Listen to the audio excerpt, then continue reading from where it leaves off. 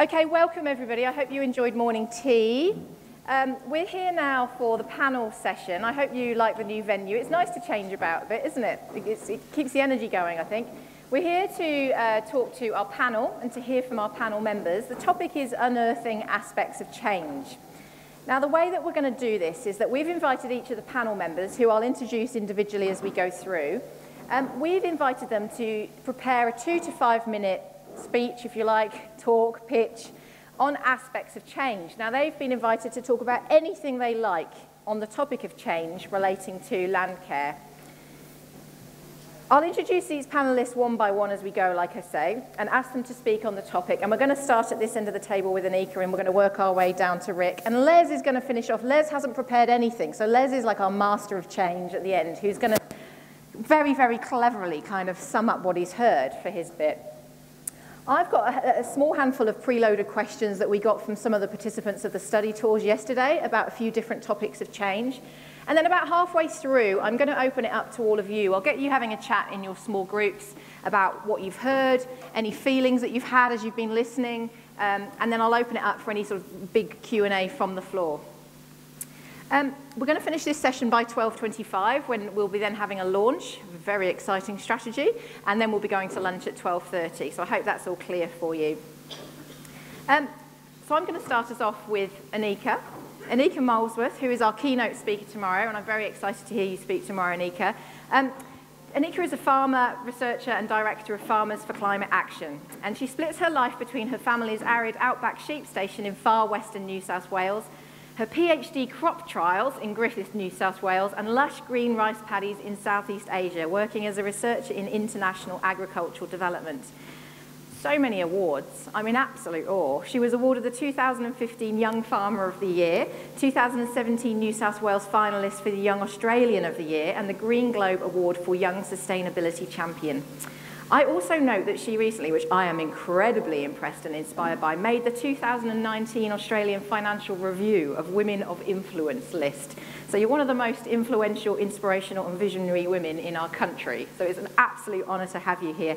Anika is going to be talking today about climate change, impacts in farmers in the farming sector, and around farmers taking up role as leaders on a national stage. So if you want to come and take to the lectern, thanks Anika. Let's give her a clap. Thanks very much, Becky, for that introduction. A bit of pressure now to say something meaningful. So the topic is change, and to set the scene, I want to read a few lines of Banjo Patterson's poem In Defence of the Bush, where he compares city life to life in the bush. And the lines are, "For the rain and drought and sunshine make no changes in the street, in the sullen line of buildings and the ceaseless tramp of feet. But the bush has moods and changes as the seasons rise and fall, and the men who know the bushland, they stay loyal through it all." Now, this is a poem that speaks of changes in the land and changes in the people who know and love the bushland. One of the most common phrases we hear in the media on the topic of climate change, which is a topic that I'm very concerned about, is the earth has always changed, the climate has always changed. And yeah, that's right. I mean, the Earth's history is 4.5 billion years old. Of course, the climate has always changed. But the warming we're seeing cannot be explained by natural causes and cycles. It can be explained by the greenhouse gases that we as humans are putting into the atmosphere. And the changes that would normally happen over hundreds of thousands of years are now happening in mere decades. And I recite Banjo's words because it's not only our environment that is changing, but people as well. As Banjo says, the men and the women of the bush who know it stay loyal through it all. People who live and work so closely with the land are finding their voice and are speaking up on these places that they love and call home. We are seeing these incredible demonstrations, climate marches, students taking the stages at UN conferences.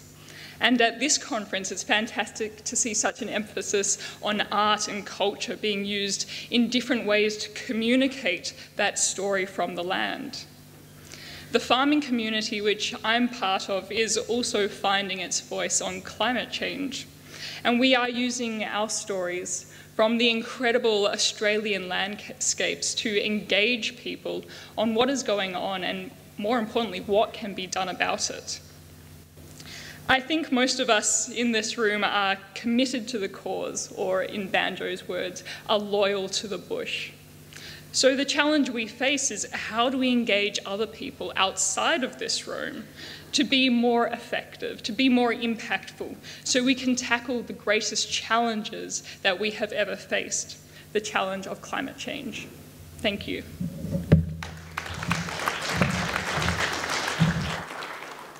Thank you, Anika. Okay, we're now going to move on to Fiona Rasheed from the South East NRM Board. Fiona lives just north of Kingston in the Limestone Coast, working with her husband to operate a farming business that produces wool, lamb, beef, beans, barley and hay. That's a busy business. Fiona has worked in the private and public sectors in a range of NRM-related roles, including ground and surface water policy development and land management projects. Fiona's been the presiding member of the South East Natural Resource Management Board since April 2018. That's actually how I met you, isn't it? She is a representative of Livestock SA on the NRM Committee of Primary Producers SA and previously held the role of chair for several years. Fiona is going to reflect on the current change happening at a state level here in South Australia in relation to, I think, the landscapes reform process. So I can't wait to hear what you're going to say. Thanks, Fiona. Thank you, Becky. So yes, when I think about change, for me, change also means opportunity. So I'd like to talk about the opportunities to bring about change that we have, and also opportunities arising from change, looking at the state level, but also at the regional and local perspective. So as Becky said, I've been the presiding member of the South East NRM Board for about the last 18 months. And also previously in my role of chair of the PPSA NRM committee, I've sort of seen a lot of opportunities where we all have the ability to create change, and also where change brings about opportunities. At the state level, as many of you, most of you I suppose would know, there's currently reform underway of the Natural Resources Management Act. So the Minister for Environment and Water, Minister Spears, issued instructions to repeal the NRM Act in May last year and to replace it with the Landscape SA Act. The Landscape SA bill was introduced to Parliament in March of this year and is currently undergoing the legislative review process. And whilst we don't yet know what the final version of the reform may look like, this process has given all of us in the state the opportunity to give feedback on the current NRM Act about what is working well and what can be improved. Through the consultation processes that have been run prior to the development of the draft bill, which Becky was obviously very heavily involved with, there's been a great number of public meetings throughout the state and the ability to give a written submission, comment or comment on a discussion forum. The Minister and his parliamentary colleagues would have used these feedbacks to influence their own views in relation to the way that natural resources are managed in South Australia. These opportunities to influence proposed changes come about frequently. As many of you who are subscribers to the Your Say website would know, your inbox would often be full of opportunities to influence change. It's up to us to decide if we want to take these opportunities up. At the regional level, the opportunity for change comes through being actively involved in the work of natural resources management boards, which help to drive natural resources management outcomes. NRM boards have a lot of responsibility to ensure that we protect and enhance the natural resources in our region. We have the responsibility to set strategic direction and to fund activities in line with priorities within our region. To be involved in the work of the board can be as a board member, where you can directly be involved in the decision-making process to drive change in your region, as an NRM group member for those regions that still have NRM groups, but also to participate in NRM board planning events, where you can raise issues, give feedback, and help the board to set regional priorities, bring up ideas for projects to invest in, and address issues in your local area across your region. As a board, sometimes we feel disheartened at the attendance at some of these events. Often they don't have hugely high attendance, but those that are there are the smart ones. They know that if they've got an issue or a range of issues that need addressing, they can go there and they can raise the issue to bring to the attention of the board, and they can help influence change by bringing up these issues and providing solutions on how we can address them. At a local level, we all have the ability to drive practical on-ground change within our area. This is why many of you are here. You'd be actively involved in Landcare group or Friends of Park groups. And also, as farmers, we have the ability to drive change on our own land. Activities such as revegetation, land management practices, pest animal and pest plant control and sustainable water use practices are just an example of a vast number of activities that can directly influence change on our own land. Change also brings out opportunities. One of the key ones that I just want to touch on is the opportunity to work better together, to build relationships with other organisations and individuals in order to drive positive change through collaboration and partnerships. Now, there's a whole range of examples of where this can occur, but one of them is through the NRM Partners, which was a group that was brought together a couple of years ago to help provide insight into the priorities for investment across our state. This brought together NRM boards, the Landcare Association of South Australia, the Conservation Council, Primary Producers SA and the Local Government Association. Now, these opportunities don't always come about because of change, but change often is the catalyst for bringing these opportunities. So, for example, if we move one piece on a chessboard, sometimes it highlights where the next move can be made. So when I think of change, I think of opportunity, the opportunity that we all have to influence change and the opportunities that are created from change. It is our responsibility, all of us here, as well as everybody else out there, to see these opportunities and to use them as best we can to make sure that the outcomes, in this situation, the natural resources management outcomes, whether they be at the state, regional or local level, are positive and sustainable outcomes that improve the long-term health of the natural resources and of the communities, industries and natural environments that are reliant on them.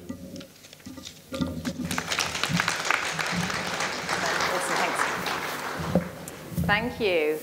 Okay, we're now going to move on to Tracy Grosser, who is the Community Development Officer Migration here at Tatiara District Council. Tracy's my kind of person. I think we're all this kind of person. She's a dedicated community advocate who is passionate about her community and its people. She moved to Bordertown from Melbourne 20 years ago to marry local farmer Nathan. Farmer wants a wife. After being raised on a farm in the she wasn't on that TV show, by the way, that was just a joke because she's included that in her bio. After being raised on a farm in the mid-north of South Australia, returning to a rural setting was not a foreign concept. Her family has had long involvement in agriculture and the land, with Tracy's grandfather, Bert Kelly, being much involved in soil conservation. She studied and worked as a registered nurse for 25 years and worked across various health fields. She's an active community member on many different local committees. She says that living in small regional towns provides opportunities to tackle careers that are not often on your radar. And for the last 4 years, she's worked with the migrant, refugee and traditional members of the Tatiara to assist with settlement, integration and community capacity development. And today she's going to look at Landcare through the eyes of a new arrival to a regional setting and the challenges that those individuals have moving from their perspectives of personal safety and survival through to caring for the local environment. Thank you. So I've had the privilege to work alongside new arrival people in our community. As Anna mentioned this morning, the Tatiara has a population of nearly 3,000 and is home to over 600 migrants and refugees from over 30 different ethnic backgrounds. The most represented cultural groups are Afghani, Chinese, Ethiopian, Malaysians, Filipinos, Sri Lankans, and we have many religious groups, including Christians, Muslims and Hindus. Everybody's journey to Bordertown has been different. Some has been more challenging than others. Most have come to the Tatiara for employment at JBS, the meat processing Bordertown plant, where migrants make up 72% of the 485 strong workforce. Celebrating the diversity of our community is important. Unearthing the potential of new arrivals is an exciting challenge to be embraced. The three elements of change that I want to highlight are: one, the huge amount of change the new arrivals face; two, the change our small community is experiencing; and the challenges in changing the perceptions new arrivals have of agriculture. Our newest community members are resilient, they're adaptive and they're strong, and they've experienced change on every level imaginable. They're focused on meeting the basic personal needs such as safety, security and belonging. Early in their settlement journeys, they understandably have limited capacity to consider higher order concepts such as Landcare and volunteering to repair our environment. The Tatiara as a host community is being challenged, and it's meeting these challenges head-on through leadership and compassion. Traditional values are strong and they're important, and they're being considered equally as the acceptance and welcoming of the new people. Supporting the communities through change, involving and consulting them in regards to programming and planning is key to working to ensure everyone's needs are being met. I've had the privilege over the last year to be involved in the ABC Haywire grant, linking migrant youth and agricultural career pathways. One of the first things that I learnt was the migrant youth share a perception that farming is for poor people. Comparing farming to Afghanistan and Australia is fairly different. Working in agriculture is not something they have ever considered. Changing their perceptions through education, exposure, information, so that they understand agriculture in Australia is innovative, exciting, has many opportunities and well worth considering as a career path, has been an enjoyable and challenging process. The opportunities to get new arrivals to engage with bigger picture ideas such as Landcare is an exciting concept that we're working towards. If we can keep on meeting their basic needs of people, focusing on capacity building, the time will come when a person is ready for the invitation to start caring for the land, volunteering, networking and being involved in broad-scale community projects. It will be then that true change has occurred, we've celebrated our diversity and unearthed our potential. Thank you. Fabulous, thank you. Gosh, we're going through the change topics. Fabulous. Next, I'm going to introduce Lu-Wei Spinks, who's a youth environmental leader. Lu-Wei grew up on a grain farming property in New South Wales, and whose wild environment first sparked her love and curiosity of the land. After many years of drought, her family were forced to sell and move to Wagga Wagga, where she finished high school. After completing her environmental degree in Sydney and spending some time back on the farm, Lu-Wei moved to the southeast in the beginning of 2018 to pursue her passion for conservation and sustainability. While studying community conservation and land management at TAFE in Mount Gambier, Lu-Wei was an active volunteer and became involved in a range of projects with the Nature Glenelg Trust. With the help of Natural Resources South East, she started up the South East Young Enviro Volunteers Group in an attempt to create a platform to bridge the generational gap in environmental engagement. After a year of volunteering and an internship, Lu-Wei is now an ecologist for the Nature Glenelg Trust. Her projects have included chasing endangered legless lizards. There's quite a bit of wine. I reckon you might be chasing some legless lizards at tonight's dinner. Just a little observation of mine. Managing the community nursery and revegetation of restoration reserves, as well as following her passion for community engagement and environmental education. And Lu-Wei is going to talk about engaging young people in environment industry and the challenges associated with this. Thank you. Thank you, Becky. So my talk today is going to touch on a few topics we've already covered about how there's a change in the input and interest of the younger generations in the environment, and also the change in the evolution that Landcare needs to go through. Don't bother with an environmental career. There are no jobs and no money, so best get a teaching degree and be a science teacher. That was the advice I was given from a few graduates as I was midway through my environmental degree. Unfortunately, they weren't completely wrong, but fortunately there is still an upcoming generation of environmentalists who refuse to be swayed by an industry of funding cuts and an over-competitive job market. I'm relatively new to South Australia and overall have been really impressed with what I've seen happening in the southeast. Many townships are incorporating sustainability initiatives, and alongside a range of active environmental groups such as Landcare and Friends of Parks is a positive rise of environmental education in schools. One of the biggest challenges we face from both a local to a global level is encouraging and invigorating the interest of the upcoming generations, who are our future drivers of change. Already I see many examples of the rise in environmental awareness and education in schools, and therefore believe the foundations for this process have already begun. However, there is a gap forming in our environmental engagement. Outside of school or even tertiary studies, there is a lack of young people interacting with and engaging with the environment, and there are limited avenues for them to direct their interest towards. Our existing volunteer groups contain an immense amount of knowledge and experience.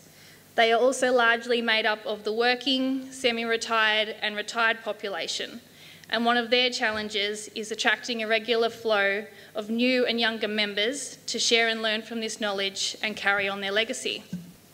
So what is contributing to this gap? In my opinion, communities, particularly in rural and regional areas, are facing increasing disconnect with the transition to a moving population that shifts away in search of study and work. There is the financial instability of young people trying to forge a pathway into employment or into the instability of the environmental industry.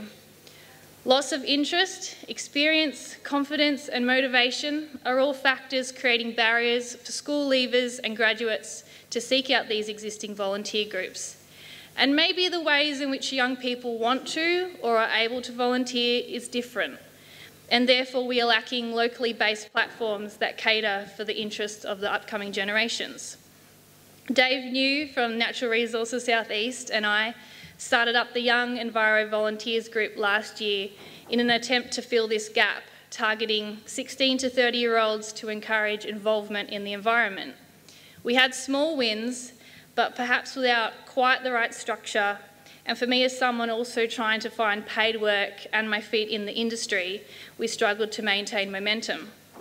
Despite this, what I learned was that there was definitely interest from the youth, the community and various organisations to pursue this movement, and that the key to moving forward was less about leadership and more about partnership. One of my favourite examples of partnership in the South East is the joining of Natural Resources, Friends of Parks and Headspace to create the Nature in Mind program that encouraged young adults to get into nature and experience nature. My other favourite is Youghal Primary School, collaborating with the Elderly Rainbow Club and the Nature Glenelg Trust to encourage intergenerational bonding and learning within conservation. Through partnerships like this, we can build on the foundations and relationships that already exist within our communities and create new and supported spaces for upcoming generations to combine their passion and innovation with the existing wealth of knowledge and experience. We can continue to motivate and encourage involvement with the environment, assist in this transition from interest through to industry, and support creating change from the ground up. Our environment is changing rapidly, and with it, so must how we participate and engage with society and the environment. Although the upcoming generations represent the future, I do believe Landcare has the ability to unite our shared passion and support creating change for the future. Thank you.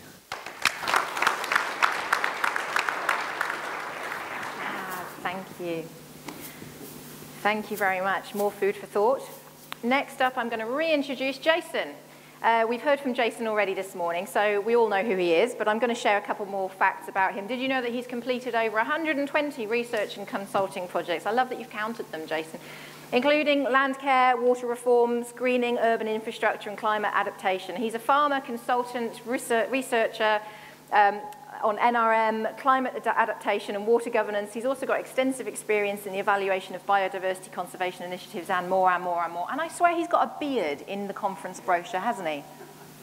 You have, haven't you? Type of change you might see occasionally. A type of change. Now, I've got no idea what you're going to be talking about, so off you go. Right, well, you've already heard from some of my reflections on change. I rather like the saying that the only thing that's constant is change, and I think the person who wrote it did so about 2,500 years ago. About that period, a book emerged which we now refer to as the Book of Changes, or the I Ching, which is full of Chinese wisdom about the nature of change. And it basically argues that the more rigid anything, human being or the state of affairs is, the more likely it is to change. I was lucky enough to go to China, and you've all seen the pictures of the terracotta warriors. Not far from there, my host took me to a museum of stones. It's one of the most amazing places I've ever been. These great big stone tablets. The person who started the museum was concerned about these tablets falling into ruin about 1,000 years ago and started collecting them. And they were on the public halls, they were the tablets where people engraved the important stories, like the movement of Buddhism across Asia. And there are tablets where there are Sanskrit and Chinese calligraphy side by side, explaining the importance of the adoption of this new religion. So 1,000 years ago they were old and they were falling into disrepair. The reason I mention all that is that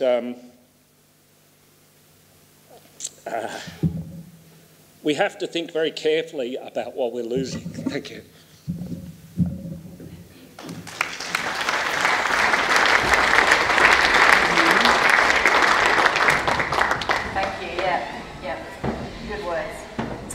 We're next going to hear from Rick. We've also heard from Rick this morning, so I'll give you another did you know. His core competencies are in native title consultation and mediation, research and marketing, business startup and development, charitable trust, office management and distributions, general management, commercial negotiations for mining and construction, and investigations, special administrations and reviews. And he's done economic studies on the impact of mine closures within pristine national parks, amongst many myriad of other projects. Rick, you're going to talk a little bit to us about Aboriginal people being marginalised and there need to be change in the way that we get an equal footing at the table. Thanks, Rick. Marukau. Stole my thunder about the only constant thing in life, or the only permanent thing in life is change, besides taxes and passing on. Aboriginal people have been part of the environment and the lifeblood here for 60,000 plus years, and we've probably seen and had to adapt to change more than any other community. And as part of that, with the colonialism, that's why I look like a white fellow, is because of the intermarriages that occurred, and we've had to adapt to that environment on an ongoing basis. I think the keynote things that I discussed here today was about funding and those sorts of things, and at times I despair for the fact that we have to change all the time. We have to make allowances for why government doesn't do things, and I saw an article on Landcare saying that the Landcare has suffered a death by 1,000 cuts relative to the funding programs and the things that have been done before, and talking about when Hawke and Keating committed to the Landcare programs, and I suppose it's a bit like Aboriginal land rights, and that is where we were suffering a death by 1,000 cuts until some people, some of the governments had come along and decided to fund things properly. The problem is that they're all sexy until they're not sexy, and the funding is only appropriate when someone has that willingness, and we are, as was said before by Jason, is that we're subject to 4-year funding cycles and the vagaries of political nuances. So what I would advocate is that we have so much more to offer in our environment as Aboriginal people to the Landcare system, and I think it's being shown through the NRM boards and people like Dave New and others in this room, and some of the younger people and older people at this table here that are advocating in a whole range of areas, and I know that they are embracing of Aboriginal people in this Landcare system. It is a very user-friendly area, and I'm heartened by the fact that there's so many Anagu and Mulbers and Nungas here in this room, because it means that we are being embraced in the process of the change concepts. And change to us is about protecting our environments, protecting our sites, protecting the animals and the plants and the things that are there. You know, my eyes 20 years ago when I started working more closely in the Pilbara were, I didn't see things like bush bees, you know, that were sustainable food sources for the traditional owners. Some of those sacred sites and the historical sites have been destroyed by mining, but they're also part of that song cycle. You know, these sites, I know they sing about these things 1,000, 2,000 kilometres away, but they're still part of that song cycle. But that was about our land care. That was about our environment. And they're the things that I would like you to take away, is to think that you don't exist in this country without us. We need you to keep moving forward as part of the process because you are the majority, and that we need to have a symbiotic relationship in this process of change. You know, as was said before, it is the only constant we have in this country. As things are going to keep changing. We need to learn how to tap dance. We need to learn how to adapt to change and to be partners in that process. Thank you very much.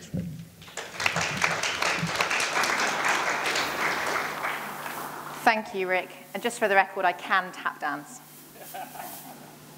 Okay, next I'm going to hand over to Les Robinson, who some of you will have been to Les's masterclasses. He ran one yesterday afternoon and one yesterday evening. How did the late evening one go, Les? Well, you know, I thought it was a bit of a risk doing something between 8 and 10 after people had been drinking. Should we leave it there? No, actually, it was 22 people turned up and it was good. Fantastic. It was really amazing. Look, Les is a changeologist. He lives on the coast south of Sydney with his wife, young son, 5 chickens and 2 budgies. 3. He's 3 budgies. At least when I left. Things But you change, can yeah. never tell we're budgies. Yeah. He's the author of 2 radically unrelated books, The Field Guide to the Native Plants of Sydney, and a book called Changeology, How to Enable Groups, Communities and Societies to Do Things They've Never Done Before. He likes people and surprises, which is perfect because his professional life is devoted to facilitating workshops about change, one of which has been described as fun as a paddock of baby goats. Wow, you researched that very well, Becky. I did. Off you go. Okay, I was supposed to summarise that smorgasbord of ideas, but I won't. Instead, I'm just going to add to a few more recipes to the meal. Is that okay? I'm kind of more interested in the minutiae of how we do change. We're always trying to change other people, and I occasionally run into really great stories about things that look like a good idea. So I want to share the last one that really made me excited, and this is meeting a young woman named Stacey up in central Queensland, and she has her dream job, and her dream job is to work for a little organisation called Chirrup, which is a really great name for an NRM organisation, I think, and it's based in Emerald in central Queensland, and they work with graziers. And she just described this project to me, that they hold field days. Ooh, now, you know, there's a big, just a terrible drought in Queensland at the moment, and so the real thing is the thing that graziers need to be good at is forage budgeting, which means how to make sure I'm not destroying my ground cover while this drought is underway so that the soil doesn't disappear as soon as the drought's over. So how do I manage that? How do I get the stock levels balanced with the amount of forage that's on my land and which is available to me? And it turns out that sounds simple, but it's really complicated because you've got to predict the weather, you've got to be able to actually go measure your ground cover and make an assessment of it, and there's a lot involved. So they're trying to increase the capacity of graziers to do that work. So they hold a field day. Now, you know, we all know how to do field days. There's sausages, there's walk around someone's farm, there's a few speeches from someone who's interesting, and then we'll just chat. So that's the basic field day model. Nothing wrong with that. It's a really great model. But that's not where the change happens, because what people get to sign up for at the field day is a visit from a grazier who really knows how to do forage budgeting. And the grazier goes to the person who signed up to their farm for a whole day and just spends the whole day with them and teaches them how to do everything that's involved and do the maths and fill out the forms and really becomes a friend in the whole process of managing their property better. And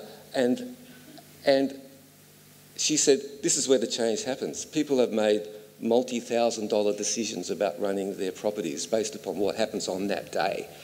And I'm just seeing that kind of made me so excited, because it just touches on the power of relationships, on one-on-one relationships with people. And also, you know, we're always advocating for change and trying to get people to do this thing or that thing or this thing, but people need to really believe they can manage their risks, that the change need not be something to be frightened of, that they can control.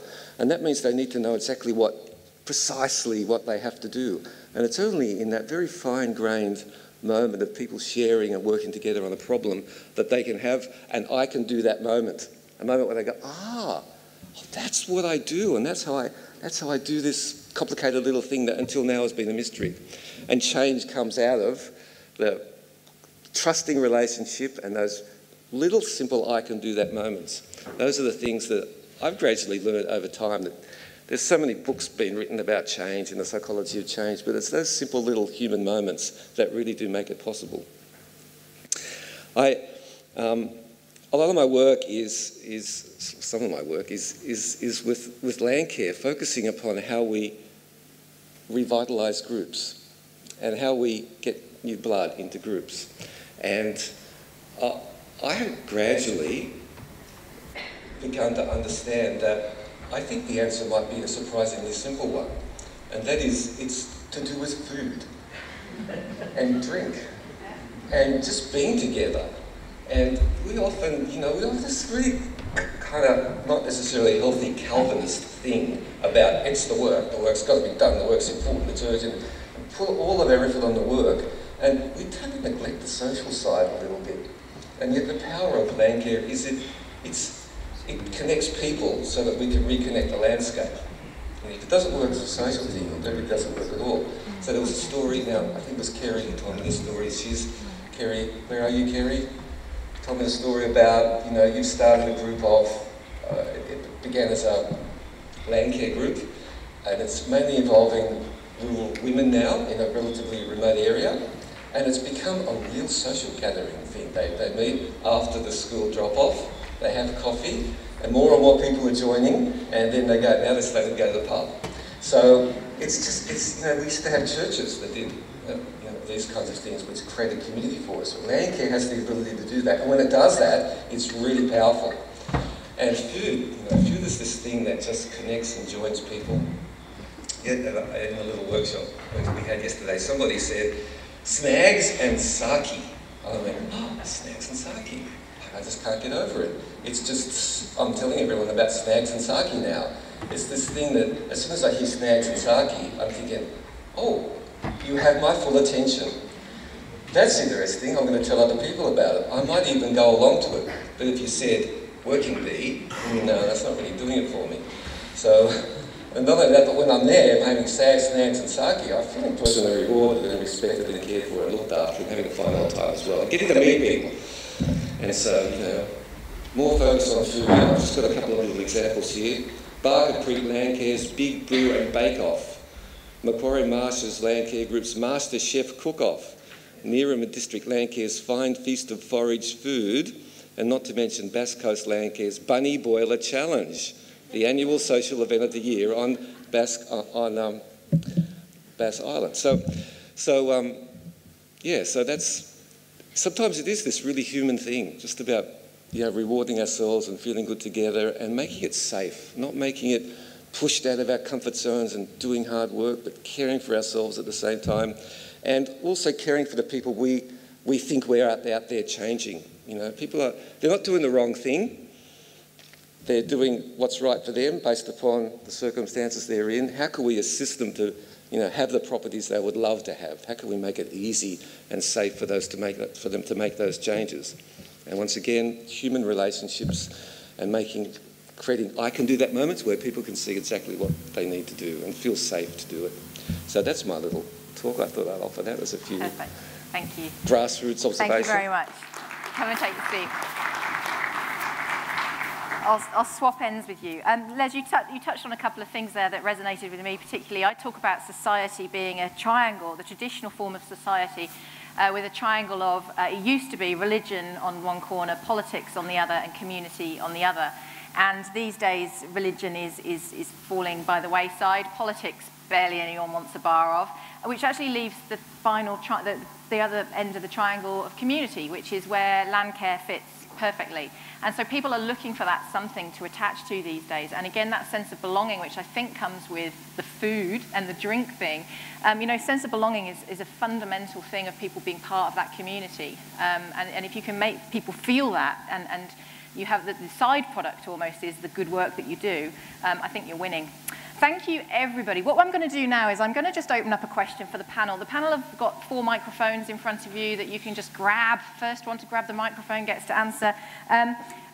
We've heard from all of you there, 7 speakers, all on the topic of change, but actually all quite different. And I said to Les at the beginning, I said, when I did a teleconference with all of these guys in preparation for the conference, and what I observed about my sort of how I was feeling was we react to change with this kind of, it's almost scary. It's a scary feeling when change happens. And I think individuals probably react differently to change.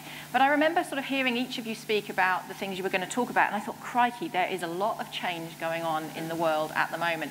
And so this is my main question for the panelists now. Are we in a period of particular change at the moment? Is there a lot of change happening in the world?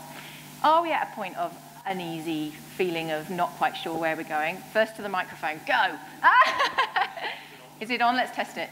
Is it on? Yes. Well, yes, it's really obvious. The change is accelerating exponentially. We all feel overwhelmed by the rate of change. And no, all people have had to deal with change, and there's no reason why we should think that this is exceptionalism.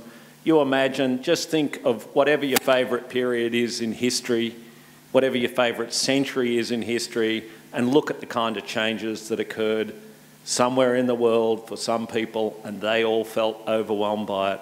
Imagine, say, you know, being in Syria at the moment. The change is not only accelerating, it's overwhelming, right? So, you know, we're comfortable. We're all here meeting in this beautiful hall. The hall's been here for a century.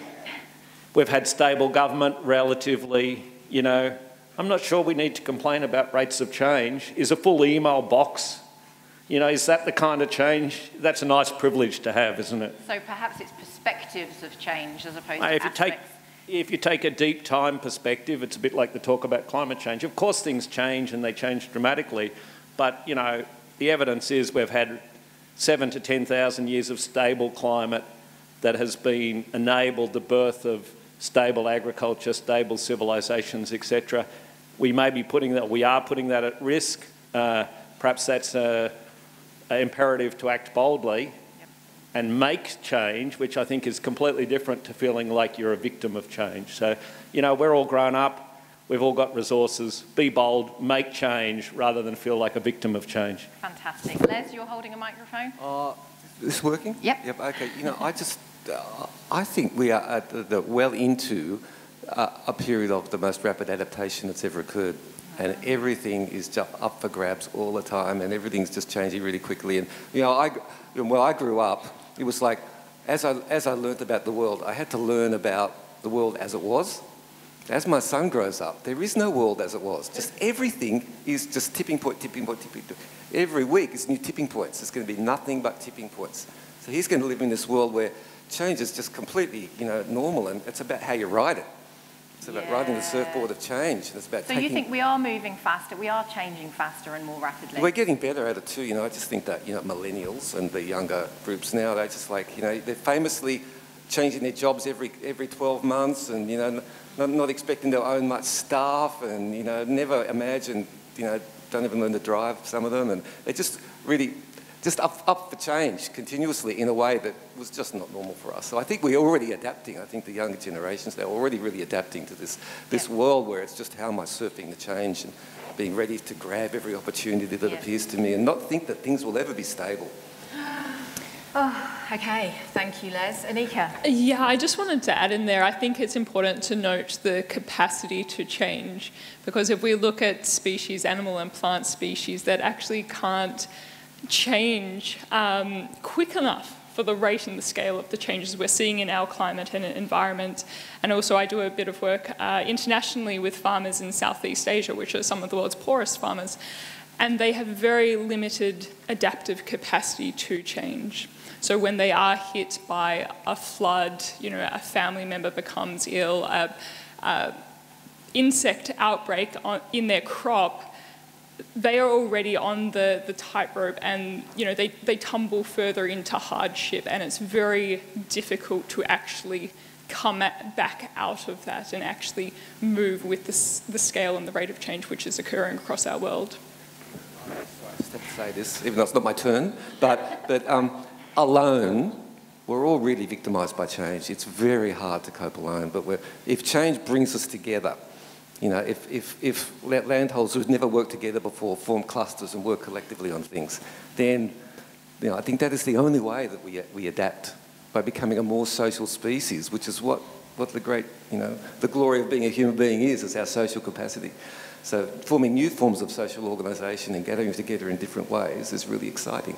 Thank you. Fiona? Yeah, I just wanted to add, I agree. I think that change actually brings about, as I said, opportunities to work together. And I think the reason why partnerships are so important is because with the amount of change that's happening, we all have different perspectives. So if we all sit around the table and bring those perspectives together and discuss what is working, what is not working, then we can actually together react to the change in a better way that's more cohesive. Whereas if we're all working individually and aren't talking together, then we're all trying to cope with the change just from our individual perspectives, and it's a lot harder. I think if we talk more, then we understand how the change is affecting each other, different organisations, different areas of the country, of the state.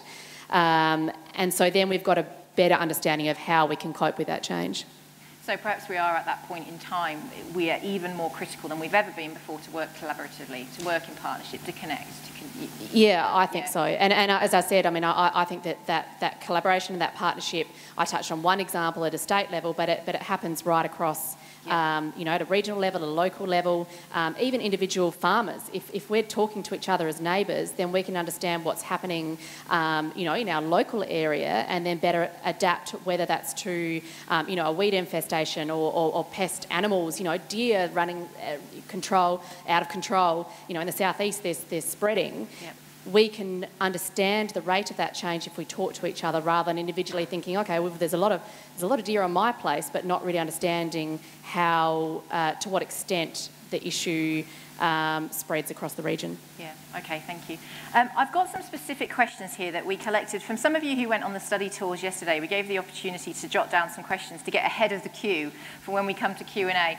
So these are quite specific, but they're all focused on different types of change again. We had a question from Kingsley, who's one of the Gerard Community Cultural Rangers. And Kingsley's question is, how do we change the mindset of intergenerational farmers and government? And I think it's specifically around his next point, which is in relation to Aboriginal First Peoples being at the forefront and at all meetings, such as water and natural resource management. So how do we change the mindset of intergenerational farmers and government?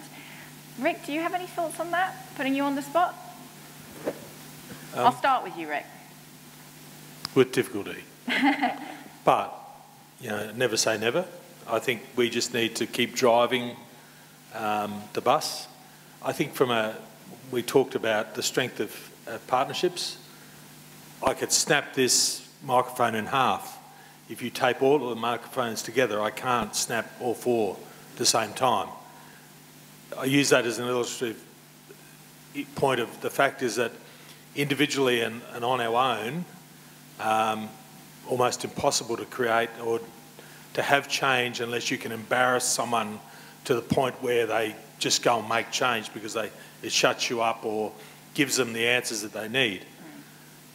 Collectively, we need Landcare and other bodies of similar like nature to inculcate in their processes the fact that Aboriginal and Torres Strait Islander people within this country, and in particular Aboriginal people in this state, it should be a mandatory involvement. It's a bit like, and I use the equation that, you know, and the good thing is I think women are much more involved in the land care and farming properties. They always have been, but I think they were always the hidden part of the partnership. They're now much more vocal, better educated, not seen as the good wife standing behind the good man. And I think they are usually the ones that are at the front or standing beside their partner in developing better land processes and better relationships. And I think that's the most important part, is we're all a team. And we act like a team. A team's a much stronger sort of product of our environment than the individual. The individuals can be fantastic people, but they do need to rely on the collective to be better at what they do. So there's that theme coming through again of that joining up. You can't do it on your own. I mean, Yeah. if you think you can, it just takes twice as long, and it is almost destructive at times, because who do you turn to if you can't talk to someone of a like mind? Yeah, thanks, Rick. Anika? I think there's a question that comes before this question on how you change the mind frames of intergenerational farmers is, well, why are the farmers in that mind frame? Yeah. Is it because they're not getting paid appropriately and so they're feeling compelled to run livestock or clear trees during a drought? Is it because there is not enough investment into research? There's not enough researchers coming out to the areas to show them actually how you can do it better, what adaptation strategies are out there, how you can actually look after biodiversity better. Is there not enough programs which actually, give payments to farmers to protect that soil, that vegetation, that carbon, that biodiversity? So I think there's an important question there that comes before how do we actually change their mind frames and practices. Yeah, so looking at actually what's going on for those farmers to enable them, to make them be thinking like this, or forgetting who needs to be at the table. Yeah, good point. Anybody else got anything to add on that one before I give you your next one? I think it's really important that we keep focusing on the commons, like the rivers, like biodiversity, like our collective impacts on the atmosphere, the things we share, rather than looking at, what the little bits that make up the things we share. There's more that we share than the bits that we own privately, and private ownership is only a social construct anyway. So if we start to sort of, we're in border town, what about we think about breaking down the borders all the time and look at how it's all connected? And it's connected in so many different ways, whether it's through community networks or the way rivers flow across the landscape, or the way species move around, or the way stories get told, or song lines, etc. So keep focusing on the collective or the commons, and that's what we have in common. Fabulous, thank you. Okay, I'm going to give you the next question. This is from Danny from Sturt Upper Reaches Landcare Group. Please discuss underlined practical strategies for groups with older age demographics to engage and bring in younger generations, I'm looking at you, Lu-Wei, who are often adverse to commitment. So first question, I suppose, is yes, are the younger generations averse to commitment? And what kind of practical things can we be doing to encourage those younger people to join us? Well, I think whoever joined Les yesterday in the passion mashing workshop, that pretty much summed up how we, I guess, Landcare can evolve to suit so many different people, and it's about, I guess, reinventing or bringing in innovation and bringing in the interests of other people and trying to find ways to make it more engaging. So in a few discussions with other people, it's maybe that the fixed volunteer groups that we have, maybe that model isn't what is engaging for younger people, and so either it's those groups moulding a little bit to encompass. Can you give me an example of, like, what is it about those groups that is a bit of a turn-off? Well, Let's be honest. Yeah. Well, we were talking yesterday about the standard Landcare group. Where do you meet? What time you meet? How do you engage people? And the activities you do. And I think Les's point about making it social, I think it's a big aspect for all of us here, but particularly with young people. When you're networking and you're not even really thinking about the impact you're making, it's about sharing that experience with people. You can go so much further. And so I think the aspect of making it food, including people, and that sort of thing. And I think it's hard for young people in some ways to dedicate their time to volunteering, because you're trying to make decisions about your life moving forward, so you're trying to put yourself out there to find paid work, to find stability, and so the thought of spending this time with people you may not know doing something that you're not really sure about it may be a little bit daunting. And if you don't know people in it already, it can be, if you don't have much confidence, it's hard to sort of break that barrier for yourself. Yeah. So I don't think there's one solution, but what we've all been talking about in terms of community and partnerships and just being open to different ideas and creating new spaces, I think, is part of that solution. I recently ran a Grow Your Group training for some of the Friends groups with the NRM in Adelaide. And one of the things that one of the younger people in the group suggested it was, I think one of you mentioned it earlier, don't call it a working bee. The younger demographics these days are a bit scared of work, apparently. That wasn't me that said that. They said it themselves. We don't want to go to a working bee on a Sunday morning. We want to go to a get-together, a gathering, a whatever it is, bunny boiler thing, whatever that was, you know, a picnic, whatever it might be. Let's disguise the fact that it's work, and there's a lot of work to do. And the other thing, just reflecting whilst you were talking, is our Minister for the Environment, David Spears, once said to me, let's not focus on getting the young people there. Let's focus on getting the younger, older people there. So the people who are getting to the end of their careers, that are going to be retiring soon, that are starting to think about this shift in life that's suddenly going to happen. What are they going to do once they retire? Perhaps he suggested we focus on that demographic rather than relying on, you know, just the older and the younger. Think about that mid-range age group. So just another thought. Anybody else got anything to add about practical strategies? Just quickly, one of the best programs ever run by the old Murray-Darling Basin Commission was an education program called Special Forever. And it got school kids, I can't remember exactly what age, I think it might have been the upper primary and lower secondary, involved in things like these art and photographs, about telling stories about why their river or waterhole or whatever was going to be special forever. Yeah. Now talk about, I'll call it indoctrination, in the ideas about sustaining landscapes or sustaining water. I mean, all those people were doing it, and it became a part of their, you know, part of their life. But also think of all the teachers and parents that were then involved with it. So, you know, it's not direct, perhaps it's not practical, but I love the saying, there's nothing more practical than a good theory. Well, and think about last night at the welcome reception, all those little kindy childcare kids that came to collect the award for the arts, and their parents came with them because they have to. So it's good ways to link people in. I've got one final question, and I'm then going to get you all talking to each other. This is from Jerry Butler. Jerry is the chairperson of the State Landcare Conference, and Jerry was asking, there is much less money available to support individuals, groups and networks in their voluntary efforts. What changes do you think need to be made to support their efforts as volunteers? Fiona? Yeah, I think it's a difficult question to answer because, well, I suppose it's a reality is that there is going to be less money going forward. I don't think, unfortunately, I wish it wasn't the case, but why is there going to be less money? Why is it a reality? Well, that's a good question, Jerry. Maybe we should try and turn that around, is maybe what you're saying. I think we can try, but I think the reason I say it is a reality is because it just seems to me that when you look at governments and priorities, the environment does continuously seem to be dropping lower in terms of funding.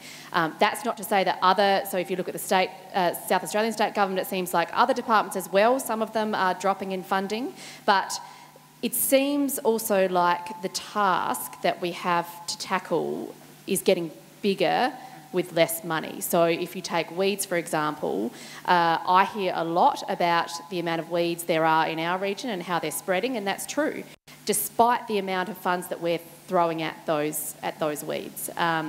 It seems that, so I think it's, maybe we need to rethink the amount of funding and look at how we best spend that funding. Again, I talk about partnerships, I talk about working together. From the NRM board's perspective, if we can try, and this isn't necessarily saying that we're going to solve any of these issues, we're not going to necessarily overnight suddenly get rid of all the weeds in our region. But if we can work in collaboration with the councils across the region, if we can motivate and mobilise the Friends of Parks groups, Landcare groups, landholders are a really big key, I think, to making the most out of the money that we do have, because they're the ones that are on the ground every day. And if we can make the most out of the funds that we do have, Jerry, I know we can't, yes, it would be good if we can turn things around and get more state investment, get more, you know, maybe private investment is another option. If we can kind of try, I think there is a mobilising movement of people that are really caring about their environment. They care about the impact that they have on it, and they care about, you know, changing that so that then we don't continue to degrade, our natural resources. If we can just together try and, there's no easy answer. I think we just have to try and keep at it. Everybody in this room is obviously on the cause, trying to make the most and achieve change. I think we just have to keep at it. There's no magic bullet here. Thank you.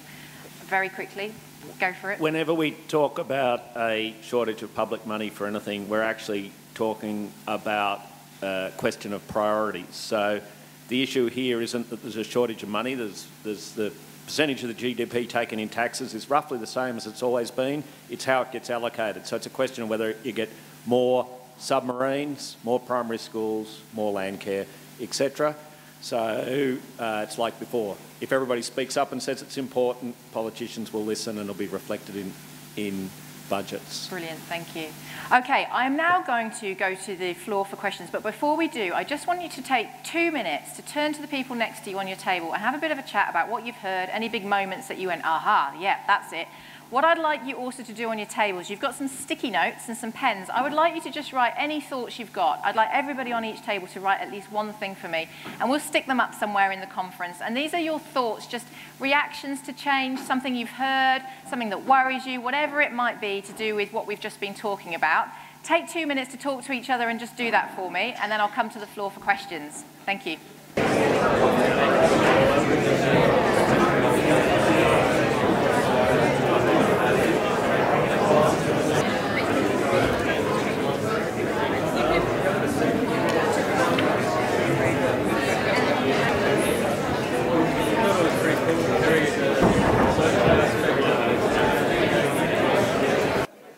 Okay, if I can have everyone's attention, that should have got the conversation going nicely, got you warmed up. Does anybody have a comment to make or a question for any of our panellists? If I can ask everyone to come back together. Go on, somebody ask one of them something. Look, oh, here we go. Louise, yeah. I just have a general question. I guess recently we've seen a whole lot of people worldwide come and make a noise about climate and change, and they want to see a difference in how the world is treated, I suppose. If there's that energy, how can we sort of capture that in on-ground activity? I'm wanting to think about the practical. So to me, when we talk about change and opportunity, there's a whole lot of people saying, I want to do something, I want to see a better world. We're not hearing people don't want to do that. I don't know, how do we in the Landcare or other spaces capture that? And, yeah. That's a great question. So yeah, all that energy that's out there around, we want to change the world and make it a better place, but how do we actually get them out on a Sunday morning and come and get involved and plant a tree and do those things? Anybody like to respond to that? Jason? We held a tree planting event on our farm this spring, publicly announced it, went out through social media. And it was just after all those protests, and we billed it as do something practical, plant some carbon, sequester some carbon and so on. And bar one, all the people who came were sort of over 50. And that's all right, we're really good at getting the trees planted. But we reflected on it, and it's like, well, when I was in my late teens and early 20s, I was much more interested in protesting than doing something constructive. So let's celebrate the protesters.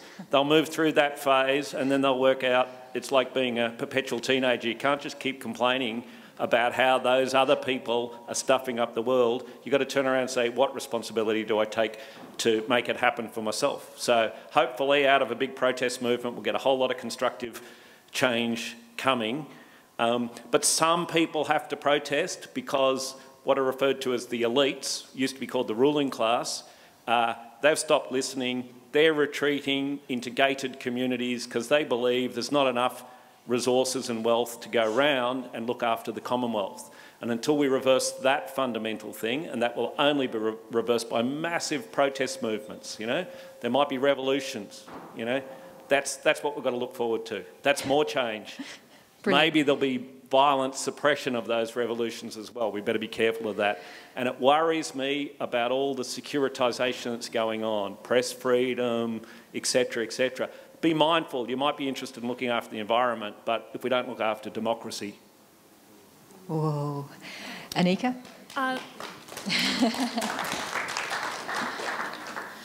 can Landcare help build the capacity of these people? So there's a whole lot of energy out there in these individuals.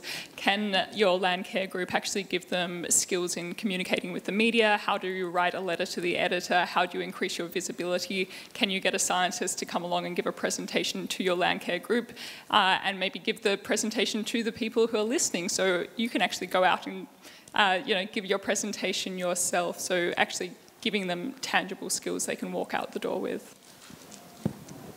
Go for it. I think another thing is maybe figuring out what other circles these people are in. Are they in workplaces? Are they in organisations, schools? What groups? And maybe collaborating, like, with Headspace and getting those kids involved in a Landcare planting, or picking different businesses if you know a few people in there that are quite passionate, and having a day and a morning tea or a lunch or something that engages directly with them. So maybe not making it too big, but having it small and targeted, and what we were saying about making it easy and safe to start that change from. Thank you. Okay, I've got a couple more questions coming, or comments. VJ? Thanks. Driving change is incredibly rewarding, but it's also absolutely exhausting.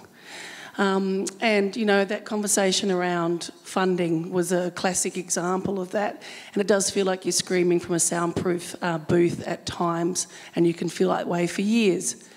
Have you seen it done effectively where people who are driving change really support each other effectively to be sustainable? Because we are, looking at another 30 years of this kind of sustained effort. So I want to know if there's any good models out there to start emulating. None of them are reaching for the microphone. Yes, Les. Seriously, I don't know about a model, but take holidays and really look after ourselves. The minute we start feeling burnt out, we're not the right person to be doing that work anymore. So there's nothing like stepping back. While we're there doing the work, we're taking the space. And it's only when we vacate the space that someone else will step into that space. So don't think that you're doing the work and other people are going to join you and do the work as well. I think sometimes you just have to make a big decision. Say, I'm going on a 6-month sabbatical, bye. And really, to look after ourselves. After 6 months, come back and get back into it again. But that keeping ourselves healthy is a really important part of doing this work as well. Wow, what good advice for us all. Tracy? I think the relationships and the community and sharing the load is crucial, and not having to be that one person, especially in small country towns. You can probably get, as I said, lots of hats put on you, and so knowing the sustainability of what you're capable of and stepping back, getting those support around you and being patient and maybe starting smaller. Otherwise you do get burnt out. Yeah. Just as a furtherance of that theme, I got involved with rural remote mental health, and one of the most important things I've done, and we also have a program called Deadly Thinking, and not only do we have to have Deadly Thinking it's an Aboriginal program on mental health run by Aboriginal people. We don't get other people to do it, non-Aboriginal people to do it, but we also found we had to have a Deadly Thinking for kids aged 10 through 14, 15. And I would hesitate to guess that this is also reflective of the mainstream in regards to mental health initiatives. The other thing I did was I took my 3 boys for about 5 years, and we planted trees at least once a year at a commercial place on the river as part of a school group. And that was another way of getting them inculcated. I now have one son that's into permaculture and a whole range of agricultural things, and is doing a scholarship in Greece on arid land farming and gardens at the moment. So the other lad, the youngest bloke, was a landscaper for a while, and then being 6'3" with red hair was not a good issue for him, being out in the sun all the time. So he's now working as an electronics expert with the Defence Department. But you can see there is avenues. I think we have to start small steps, get our kids involved, because they're the people that are going to be the next generation. Yes, we can keep doing the things we want to do. And I follow up on it, that we need to keep our mental health in the right way, in the right manner. It is really something we've just got to keep building on. It's building blocks stuff, and we've got to keep adding new blocks to the standard that we've been set by some fantastic role models at this table here today. Yeah, thank you. So we went slightly, I don't think we answered your question slightly, but we got some good stuff out of them. And I really think that advice is great around looking after yourselves. Question from here? Thanks, Becky. A couple of comments. I'd like to challenge the word Landcare is more than just planting trees. The most important word in Landcare is land. What is land? It is soil, water, atmosphere.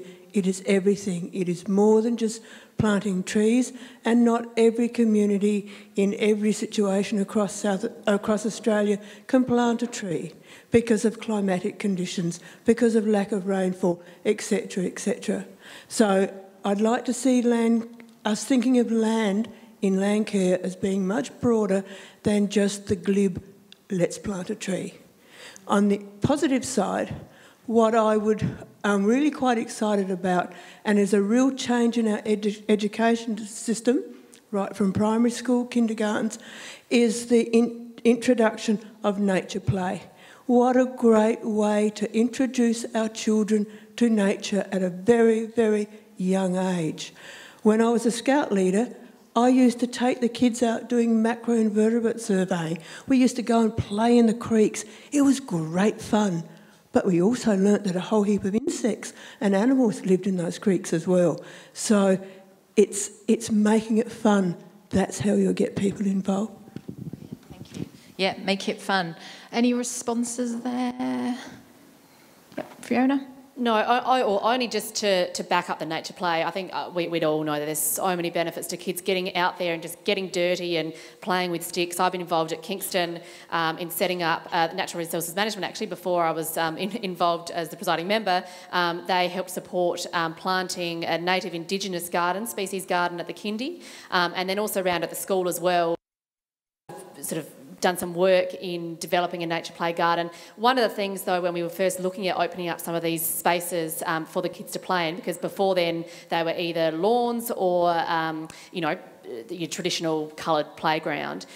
We went around the school to have a look at how we could approach it, and some of it was about bringing in materials and developing a garden, but also the first thing that we did was there was a fenced off kind of paddock, small area with a big tree, a couple of mounds. It was just a matter of opening the gate and letting the kids go in there, getting some sticks in there, getting some rocks, and that's all you need. It doesn't need to be a lot of money. We've done it on a shoestring with support, minimal support, but getting the kids out there. And that's also, I think, is part of the way to getting kids involved down the track. If they're used to, sitting in a backyard and not getting out there, then how can we then expect them to feel comfortable getting out and into our parks or helping to plant trees? Whereas if they've got that opportunity at school and they can get out, they can, be involved, and then hopefully the curriculum can be built around it as well, so they can be learning about the plants in their area. I think that's a start, so I'd just support that. Fabulous, thank you, Fiona. Got time for one more question or comment from the floor? Yep, in the middle there. Play some music. I'm joking, don't. Wait until you go the furthest away so that you get lots of exercise.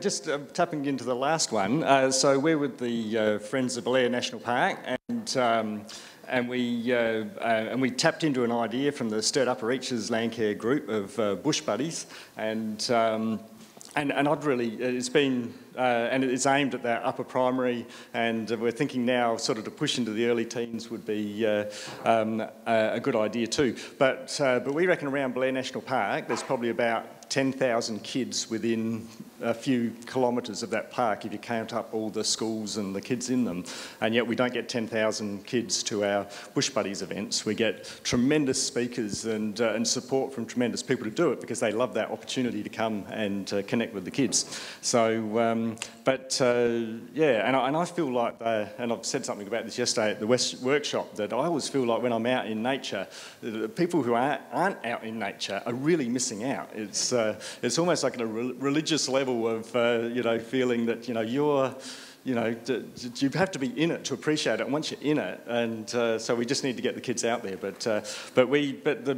you know, the kids, I wonder if the kids, their parents are like their social managers in a way, and so and we do it with our kids, that, you know, you get a bit of sport in there, you've got to have a team sport and a bit of music and a bit of everything else, but whether we should be saying, you know, there needs to be every week or every month, there needs to be some contact with the land and caring for the land, and whether the kids take a pledge and say, okay, and then you can say, okay, now we haven't actually done any land care this month, and we've got bush buddies on, you know, in the third week. Let's come along to bush buddies, because we've got to tick that off with that balance in the development of our kids. But anyway, that's just my thoughts. It's not really a question. That's good. Thank you. It's a good statement. Any responses to that, to the bush buddies, Rick? You know, I think the problem is that many of us have grown up in, not my instance, but grown up in a city environment. You don't get exposed to risk. I grew up in a country town in the Territory where it was normal for us to go out bush and even sleep out overnight without blankets and stuff. You know, as long as we had matches and water, it didn't matter. And our parents allowed us to take risks in the environment. Much harder when kids are living in more urban environments and there's not those opportunities, but he's trying to encourage our kids to take risks around the nature play stuff, which is a great initiative, because I think it was just the gap in the market. The kids don't know what it is until they've experienced it. And you know, I was lucky. I grew up in the rural environment and lived on stations and a whole lot of places that other people never get those opportunities. Thank you. We're coming to the end of the panel session now, so I'm just going to put them on the spot. Can we just whiz down the row and just tell a sort of closing sentence? What kind of aha moment, Anika, have you had sitting here listening? Anything? Totally on the spot. Yeah, look, I think we can all feel daunted and overwhelmed by the change that's occurring in our world, in our communities. But it's important to recognise like how many opportunities are out there and what potential there is within us as individuals and communities to actually, you know, face these challenges head on and actually, you know, make a real go of it and actually seize a whole lot of opportunities and benefits that come with actually being courageous and tackling them now. Yeah, thank you. Fiona? I think it's easy for us to see change as daunting, as this big mountain we have to climb. Change is a constant, we need to get used to it, but I think that change is really exciting. Change is the way that we can reflect on the way that we have done things and we can work together to do things better. So I think don't be afraid of change, embrace it. Tracy? I think finding the common ground, breaking down those borders and the human relationships, and anything can help. I think one of the biggest things I've taken from this conference so far is that collectively we all have the solutions here, and I think we're all faced by different aspects of change and we're always trying to find ways through it, but already just the people I've heard talking and conversations I've had, just the inflow of new ideas and inspiration, and I think we're all the part of the solution to any form of change. Fabulous, thank you. Jason? Yes, thank you. I think you've probably heard enough from me. No, go on, one sentence. Now. No, I've got nothing else to give. Go on. All right. When I went to Canberra, just a little story. I've been reflecting on it with this room, and I just everybody seemed to have a different view of what we're doing, and I came across this story about a person's walking along and they see three people laying stone wall, and the person said, "What are you doing?" And the first one says, "Well, I pick up this stone, a bit of mortar, and by the end of the day there's a couple of metres more of wool." Second one says, "Well, I come to work every morning, I start at 8, and at the end of the week I get a pay packet and I'm supporting my family." And the third one says, "Together we're building a cathedral." And they all gave the right answer, their right answer. So often we see things from one perspective, but really we have to stand back and say, in fact, what are we all doing here together? Yeah, thank you. Good one. Rick, beat that. I think what I've got out of this is we need to develop a filter to be able to filter out the raucous voices of the privileged few and unprivileged few, and try and create this change that we talk about. There's a lot of noise out there, and what we need to be able to filter that noise into a productive end game. There's so many great diverse people in this room and in the world that have great ideas, and it's about distilling that into productive outputs rather than just a lot of noise. And at times I despair, I switch off because of the noise. And I want that noise to be converted into some productivity, and maybe the younger ones need to step up as much as we need to step up as older people. Thank you. And finally, Les? Everything. And I was actually just going to say thank you, Jason, for the exhortation to speak boldly. But actually, I want to thank you even more for Cathedral. We're all building a cathedral together. So I'm really going to take that away. Thank you. Thank you very much. And let's give our panellists a big clap. It's been brilliant.